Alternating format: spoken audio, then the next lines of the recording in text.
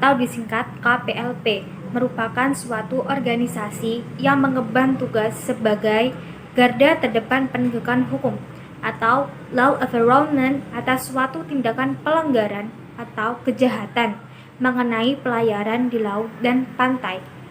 Pada tahun 1974, pemerintah mengeluarkan Kepres nomor 44 dan 45 yang menetapkan KPLP sebagai suatu direktorat di lingkungan Kementerian Perhubungan dan menetapkan tanggal 30 Januari sebagai hari lahirnya KPLP. Pengeluaran Kepres nomor 44 dan 45 oleh pemerintah itu juga merupakan bentuk antisipasi atas tuntutan IMO atau International Maritime Organization dalam Konvensi Internasional Keselamatan Jiwa di Laut tahun 1974. Pada Chapter 5 Regulation 15 mengenai kewajiban setiap pemerintah yang menandatangani konvensi tersebut untuk membentuk suatu unit penjagaan laut dan pantai atau PLP. KPLP memiliki semboyan Dharma Jala Prajatama yang memiliki makna sebagai insan bahari selalu berusaha menjalankan pengabdian yang terbaik untuk bangsa dan negara. KPLP memiliki tugas pokok, yaitu diantaranya melakukan kegiatan-kegiatan operasional di bidang penjagaan laut dan pantai, kemudian sebagai penyelenggara keamanan dan ketertiban di lingkungan kerja Direktorat Jenderal Perhubungan Laut, dan terakhir sebagai bantuan SAR atau Search and Rescue Laut dalam rangka menunjang perkembangan laut.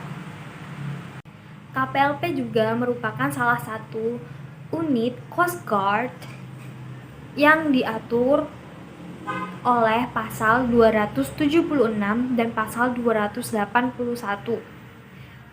Dari kedua pasal tersebut memiliki tujuan untuk memperkuat dan memberdayakan fungsi organisasi KPLP itu sendiri. Fungsi KPLP adalah menjaga laut dan pantai di wilayah Indonesia dari berbagai macam ancaman terhadap keamanan, keselamatan, kelestarian laut, dan pantai. Ada beberapa tugas yang menjadi track record KPLP selama ini. Tugas pertama adalah operasi SAR atau Search and Rescue. Mereka biasanya melakukan pencarian titik koordinasi terhadap pesawat yang mengalami kecelakaan dan tercebur di perairan. Lalu, mereka mengevakuasi puing-puing yang tersisa dari pesawat tersebut untuk segera diidentifikasi. Tugas yang kedua adalah penangkapan dan pengejaran kapal asing.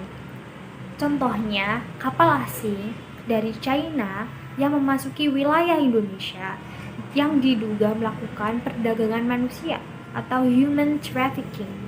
Kemudian, melakukan evakuasi kapal. Evakuasi kapal sendiri bisa dilakukan di pelabuhan ataupun di perairan Indonesia.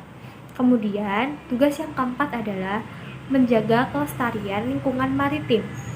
Mereka biasanya menangani tumpahan minyak di perairan.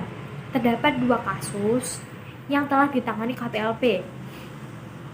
Kasus pertama terjadi pada tanggal 31 Maret 2018 di Balikpapan. Sedangkan kasus yang kedua terjadi pada tanggal 12 Juli 2019 yang terjadi di perairan Teluk Balikpapan. Mereka saat itu menangani bocoran minyak dari kapal minyak perusahaan swasta. Yang terakhir atau tugas yang kelima adalah mengatur tata ruang laut.